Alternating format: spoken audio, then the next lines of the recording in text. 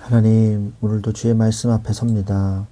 주께서 우리의 모든 삶을 주장하시고 인도하시며 주님께서 원하시는 대로 우리의 인생을 이끌게 하여 주옵소서, 이끌어 주시옵소서.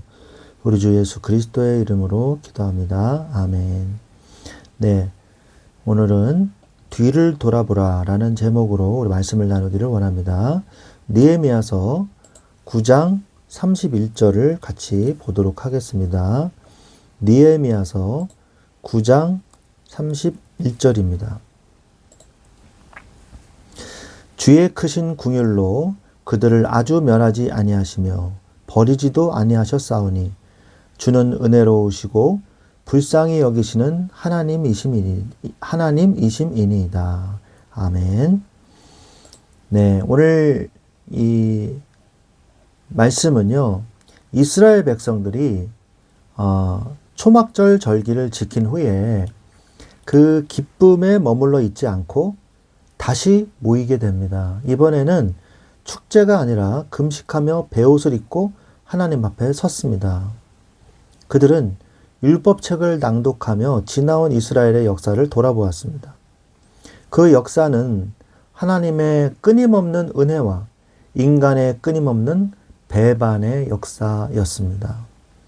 오늘 본문은 과거를 돌아보며 자신의 죄를 자복하는 백성들에게 주시는 하나님의 긍휼을 보여주고 계시죠. 뒤를 돌아보아 우리의 연약함을 깨닫고 오직 하나님의 은혜만을 붙드는 이 시간이 되시기를 간절히 바랍니다. 오늘 느헤미야서 9장의 내용을 좀 전체적으로 보면요, 참된 회개와 말씀의 낭독이 있었습니다. 이스라엘 자손이 다 모여서 금식하며 굵은 베옷을 입고 이방 사람들과 절교하며 서서 자기의 죄와 조상들의 허물을 자복합니다. 낮에 4분의 1은 율법책을 낭독하고 낮에 4분의 1은 죄를 자복하며 하나님께 경배를 하게 됩니다. 또한 창조주와 아브라함의 언약을 찬양하는 내용이 나오죠. 레위 사람들은 기도를 시작하면서 오직 주는 여호와시라, 하늘과 만물을 지으시고 보존하시는 창조주시라는 것을 고백을 하게 됩니다. 또한 아브라함을 택하시고 충성됨을 보시며 언약을 맺으신 하나님의 신실하심을 찬양하게 되죠. 이게 두 번째고요. 세 번째는 출애굽과 광야의 은혜에 대해서 또 얘기를 해요. 조상들이 애굽에서 고난받을 때 구원하시고 홍해를 가르시며 낮에는 구름기둥, 밤에는 불기둥으로 인도하신 은혜를 회고합니다. 그들이 거역하고 송아지를 만들었음에도 하나님은 긍휼을 베푸사 만나와 물을 주시고 옷이 헤어지지 않게 하셨습니다. 네 번째로 가나안 정복과 사사시대의 거역에 대해서 얘기하죠. 하나님께서 나라들을 그들에게 주어 배불리 먹고 살찌게 하셨으나 그들은 순종하지 않고 선지자들을 죽이며 거역했습니다. 하나님은 대적의 손에 넘기셨다가도 부르짖으면 구원자를 주셨으나 그들은 다시 악을 행했습니다. 사사시대를 얘기하는 거죠. 자, 다섯 번째 마지막으로 현재의 고난의 인정과 언약의 갱신을 말합니다. 우리가 당한 환난이 공의로운 심판임을 인정하면서 주께서는 진실하게 행하셨으나 우리는 악을 행하였음을 고백합니다. 이제 방백들과 레위 사람들과 제사장들이 다 인을 쳐서 하나님 앞에 견고한 언약을 이제 다시 세우게 되므로 느헤미야서 9장의 내용이 끝을 맺게 됩니다. 좀 더 구체적으로 느헤미야서 9장을 우리가 보면요, 말씀 앞에서 이들이 회개했다는 거예요. 우리가 8장에서도 우리가 내온 내용이지만 말씀이 있어야 회개할 수 있습니다. 왜? 기준이 없는데 어떻게 회개를 할 수 있겠어요? 4분의 1은 율법책을 낭독하고 4분의 1은 회개하고 경배하는 이 일을 했죠. 그리고 이것으로 그냥 말씀을 읽고 끝난 게 아니라 죄와 단절을 선언한 행동하는 회개를 했다는 거예요. 이게 중요한 거죠. 행동하는 회개를 했습니다. 이방 사람들과 절교했어요. 에스라 통원 그 사건이 있었잖아요. 그래서 내보냈지 않습니까? 그 이후에 25년에서 30년이 흐르고 난 후에 느헤미야 때에 다시 통원자를 내보내는, 다시 한번 이 언약을 확인하고 행동하는 신앙을 보여준 거죠. 그래서 금식하며 겸비한 자세를 가지게 된 것이에요. 그리고 지난 역사 속에 이스라엘의 범죄를 낱낱이 다시 한번 회고하면서 하나님 앞에 기도하는 그 시간을 갖게 됩니다. 이스라엘의 역사를 회고하죠. 그래서 아브라함 때부터 출애굽과 광야의 은혜를 다 보고요. 그리고 가나안 정복과 사사시대를 쭉 다 얘기를 하죠. 자, 이걸 보면요. 율법을 많이 읽었다는 것을 이제 우리가 알 수 있잖아요. 이들이 낱낱이 이스라엘 자기 조상들이 행했던, 하나님 앞에서 행했던 죄악과 이 잘못들을 바라보면서 현재의 고난의 이유도 우리의 범죄 때문입니다 라고 결론을 내리는 것을 볼 수가 있어요.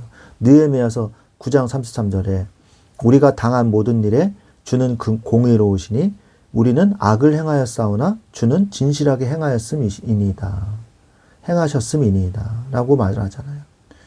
인정할 때 새로운 일을 시작할 수가 있어요. 어떤 사람은요, 끝까지 인정 안 해요. 내가 잘못 안 했어요. 나는 그건 내 잘못이 아니에요. 어쩔 수가 없는 거였어요. 그래서 끝까지 얘기를 해요. 그러면 어떻게 돼요? 새로운 시작을 할 수가 없어요. 느헤미야서 9장 31절에 주의 크신 긍휼로 그들을 아주 멸하지 아니하시며 버리지도 아니하셨사오니 주는 은혜로우시고 불쌍히 여기시는 하나님이시니이다. 그러니까 이 하나님 앞에 긍휼을 받게 된다는 거예요. 회개할 때. 그런데 회개를 인정치 않으면 어떻게 됩니까? 또다시 반복되는 죄악의 시작이 되는 거거든요. 그래서 아주 딱 인을 찍어버리잖아요. 과거부터 쫙 얘기하고 이것이 우리의 잘못입니다 하고 이제는 안 그럴 겁니다 하고 안 그러겠습니다 하고 인을 쳤다 이렇게 얘기하잖아요. 맹세를 했다, 서약을 했다, 공식적으로 문서화했다 이 말이거든요. 그래서 우리는 하나님의 말씀 앞에 서야 되는 거예요. 그래야지 회개를 할 수 있고 그래야지 새로운 출발을 할 수가 있는 거예요. 과거를 돌아보십시오. 과거를 봐야 반복하지 않습니다. 신명기 32장 7절에 옛날을 기억하라, 역대의 연대를 생각하라, 네 아버지에게 물으라, 그가 너에게 설명할 것이요, 네 어른들에게 물으라, 그들이 너에게 말하려다. 그렇죠. 과거를 알아야 돼요. 그래야 과거의 과오를 다시 범하지 않는 것이거든요. 우리가 역사를 배우잖아요. 교과서에서, 학교에서. 그것도 사실은 역사를 배우는 이유가 그겁니다. 옛날 일을 뭐하러 배웠냐지. 옛날에 뭐 사건을 뭐하러 배우냐. 쓸데없이. 뭐 이런 사람도 있어요. 공부하기 싫은 사람이. 역사는 반복된다 그러잖아요. 그죠? 잘못을 또 저지르게 돼 있거든요. 그래서 다시는 저지르지 않겠습니다 라는 것에 대한 반성이 있어야 되는 거예요. 회개할 때 새로운 출발을 할 수 있습니다. 요한계시록 2장 5절에 그러므로 어디서 떨어졌는지를 생각하고 회개하여 처음 행위를 가지라. 처음으로 돌아가라. 하나님을 처음 믿고 하나님을 처음 사랑한 그 사랑으로 돌아가라 라고 오늘 요한계시록 2장 5절에서 말씀하고 계시는 것입니다. 과거를 돌아본 다음에는 어떻게 해야 돼요? 현재를 보십시오. 과거의 회개는 바뀐 현재의 행위로 열매를 맺게 돼 있어요. 진짜 과거에 대해서 회개했다면 현재의 행위로 열매가 나타나게 돼 있다는 거죠. 열매가 안 나타난다? 그럼 거짓 회개라는 거예요. 마태복음 3장 8절에 보니까 그러므로 회개에 합당한 열매를 맺어라 그랬어요. 합당한 열매. 말씀을 행하는 자가 되십시오. 야고보서 1장 22절에 너희는 말씀을 행하는 자가 되고 듣기만 하여 자신을 속이는 자가 되지 말라. 말씀을 가짜로 들으면요 절대 행동하지 않습니다. 왜? 안 믿으니까. 해봤자 안 된다고 생각하니까. 불신앙하니까. 그러나 말씀을 정말 믿고 진정한 회개를 한 사람은요 변화되게 돼 있어요. 변화가 안 된 이유는 말씀을 듣지 않고 회개하지 않았기 때문이에요. 인정하지 않기 때문에. 회개 없는 묵인, 이것은요 더 큰 저주를 불러 일으킨다는 사실을 반드시 기억하십시오. 얼렁뚱땅 넘어가려는 사람들이 있어요. 이런 사람들은요 더 큰 저주가 임하게 되죠. 왜? 하나님이 그만 놔두시겠어요? 회개하지 않는데. 그죠? 말씀을 통해서 마지막으로 미래를 보십시오. 말씀을 가르치세요. 그게 미래를 살리는 방법이에요. 신명기서 6장 7절에 네 자녀에게 부지런히 가르치며 집에 앉았을 때에든지 길을 갈 때에든지 누워있을 때에든지 일어날 때에든지 이 말씀을 강론하라 그랬어요. 가르치라는 얘기죠. 말씀이 보여주시는 곳으로 가십시오. 여호수아서 1장 7절에 오직 강하고 극히 담대하여 나의 종 모세가 너에게 명령한 율법을 다 지켜 행하고 좌로나 우로나 치우치지 말라. 그리하면 어디로 가든지 형통하리니 말씀하십니다. 어디로 가든지 형통하는 축복 뭐냐? 말씀을 붙잡으라는 거예요. 말씀대로 행하라는 거예요. 기억하고 명심하십시오. 그리고 행동하십시오. 말씀의 의지를 따라가십시오.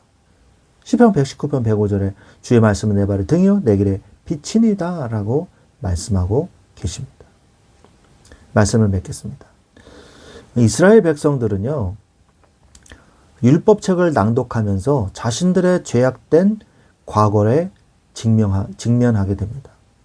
그러나 그들이 그것을 숨기고 모르는 척하고 얼렁뚱땅 넘어가려고 한 것이 아니라 그들이 뒤를 돌아보았을 때 발견한 것은 인간의 죄보다 하나님의 긍휼이 더 크다는 것을 발견했다는 것이에요. 이게 하나님의 은혜거든요. 하나님은 진노 중에도 긍휼을 잊지 않으시고요. 그들을 아주 멸하지 않으셨다고 성경은 말씀하십니다. 과거를 돌아보는 것은 부끄러운 일이 아니에요. 그것은요, 참된 회개로 이어지는 새로운 미래를 여는 발판인 것입니다. 말씀은 빛으로 지난 날을 조명하고 하나님의 크신 은혜를 의지하여 다시 일어서는 새로운 시작이 되게 하여 주옵소서. 이것이 우리의 기도 제목이 되어야 될 줄로 믿습니다. 이러한 말씀의 축복을 누리시기를 우리 주 예수 그리스도의 이름으로 간절히 축원드립니다. 아멘.